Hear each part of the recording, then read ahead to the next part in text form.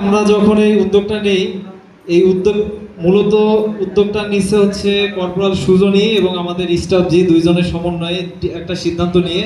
তো সেইখান থেকে এই উদ্যোগটা নেওয়ার পরে মোটামুটি ওরা বেশ অনেকদিন প্ল্যান করার পরেও ওইভাবে কার্যকর কোনো পদক্ষেপ নিতে পারে না, আগাইতে পারে না। পরবর্তীতে বিষয়টা রুলের সাথে শেয়ার করে এরপরে আমরা একটা মিটিং করে মোটামুটি একটা আনুমানিক ডেট নির্ধারণ করি। পরবর্তীতে আমরা ওই গ্রুপে যখন এই জিনিসটা প্রকাশ করি তখন আমাদের ওই গ্রুপে 100+ সদস্য হওয়া সত্ত্বেও ওইভাবে কোনো আমরা রেসপন্স পাই নাই।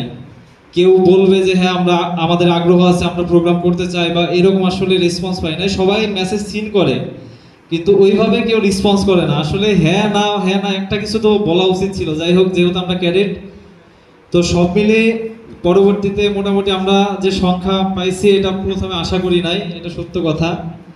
তো আমাদের এখানে গেঞ্জির ব্যাপারে একটা দ্বিমত তৈরি হয়েছে যে গেঞ্জির এই কালারটা নিয়ে আসলে অনেককেই বারবার ডাকা হয়েছে, এখানে বিভিন্ন রকম কাজের সুবিধার্থে মিটিংয়ে ডাকা হয়েছে, কিন্তু আসলে ওই সালমান এবং নির্ধারিত কিছু সংখ্যক ক্যাডেট ছাড়া এখানে বেশিরভাগ লোকে আসে নাই। রাজবাড়িতে থাকা সত্ত্বেও অনেকে আসে নাই।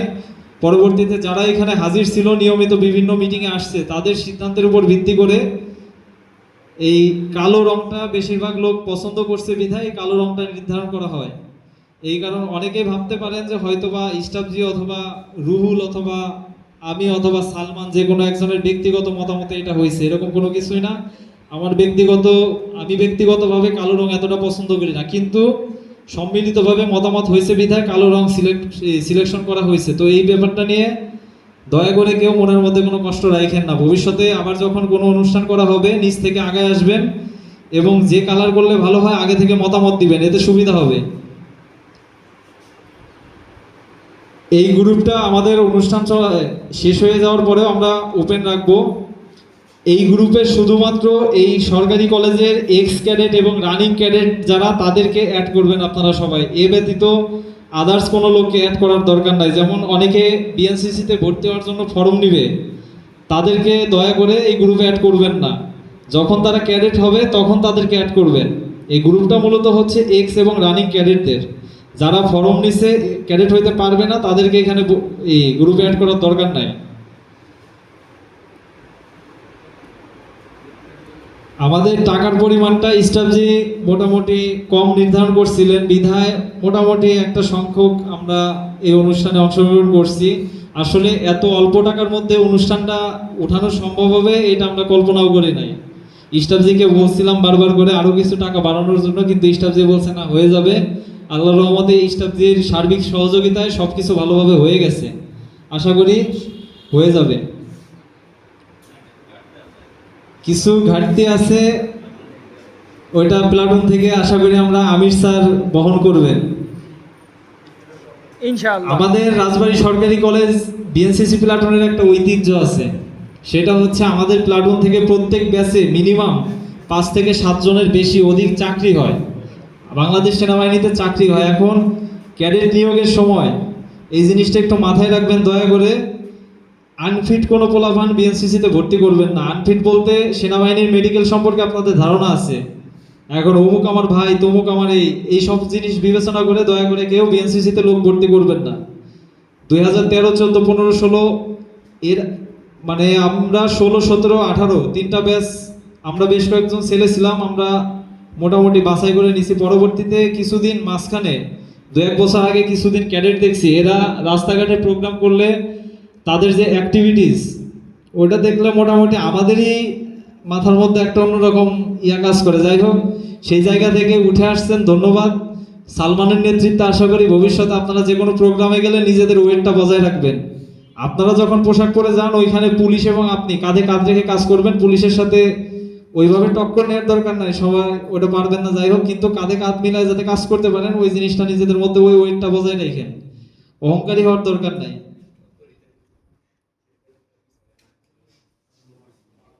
স্টাফজি রক্তের ব্যাপারে একটা কথা বলছিলেন। কিছুদিন আগে আমাদের ক্যাডেট কর্পোরাল আরিফ এখানে আছে, ওর বোনের অপারেশন নাকি একটা, যাই হোক একটা দরকারি রক্তের প্রয়োজন ছিল।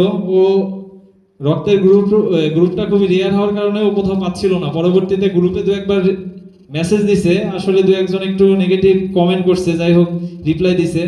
তো আমি আপনাদের কাছ থেকে এতটুকু আশা করি, আমাদের যখন ব্যক্তিগত কোনো ক্যাডেটের কোনো প্রয়োজন হবে অবশ্যই ওই ক্যাডেট এই গ্রুপে মেসেজ করবে, রক্তের প্রয়োজন হোক অথবা যে কোনো প্রয়োজন। আমাদের গ্রুপটা রক্তের গ্রুপ না, ঠিক আছে, কিন্তু যেহেতু আমরা ক্যাডেট, আমরা ইতিপূর্বে অনেক সময় রক্ত যদি আমরা আমাদের নিজেদের মধ্যে না থাকে, সেই ক্ষেত্রে আমরা অনেক স্টুডেন্টের কাছ থেকে জোর করে রক্ত নিয়েও হাসপাতালে দিচ্ছি।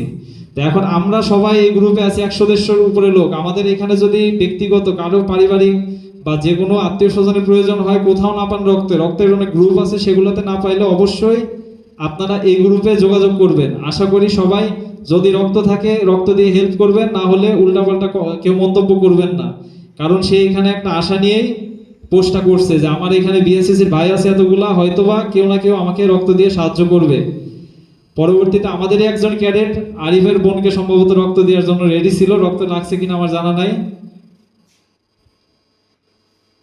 এই প্রোগ্রামটা করে কিন্তু এখানে রুহুল সার্বক্ষণিক টাকা পয়সা থেকে শুরু করে সবকিছুর দায়িত্বে রুহুল ছিল, ও নিজে এখানে নাই, একটা কাজে বাইরে গেছে। যাই হোক, তো এ টু জেড সমস্ত কিছু রুহুলের নেতৃত্বে হয়েছে, সমস্ত হিসাব নিকাশ সমস্ত কিছু আছে, এবং স্টাফ যে সার্বক্ষণিক ছিলেন। আমরা যে টাকা উত্তোলন করা হয়েছিল সেগুলো সব শেষ হয়ে গেছে, কিছু ঘাটতি আছে যেটা বললেন স্টাফজি, ওইটা আমাদের হয়তো প্লাটুন থেকে আমির স্যার হয়তো বহন করবেন, আমরা আশা রাখি। এখন আমরা কিছু এক্স ক্যাডেট আছি, আমরা কিন্তু সবসময় দেখা যাচ্ছে প্লাটুনের কলেজে যদি আমরা ঢুকি, আমরা প্লাটুনে আসি ভালোবাসার জায়গা থেকে, আমরা বিএনসিসি কে ভালোবাসি। বিএনসিসি তে যখন ছিলাম আমরা যতগুলো প্রোগ্রাম করছি, আল্লাহর রহমতে অনেক ট্রফি আমাদের কলেজে আছে, এখন সেই জায়গা থেকে আমরা অনেকে আসি। তো আপনারা সবসময় এটা মাথায় রাখবেন, যারা এখানে আসে তাদের সাথে অন্তত একটু ভালো ব্যবহারটা দিয়ে, ওই আমি সে এক্স হয়ে গেছে বিধায় প্লাটুনে আসবে না বা এরকম কোনো বিহেভিয়ার করার দরকার নাই। যারা এখানে আসে ভালোবাসা থেকে আসে, আপনারা সবাই তাদেরকে একটু এক্সট্রা কিছু দরকার নাই, তাদের সাথে শুধুমাত্র একটু ভালো ব্যবহারটা দেখায়, তাইলেই হবে।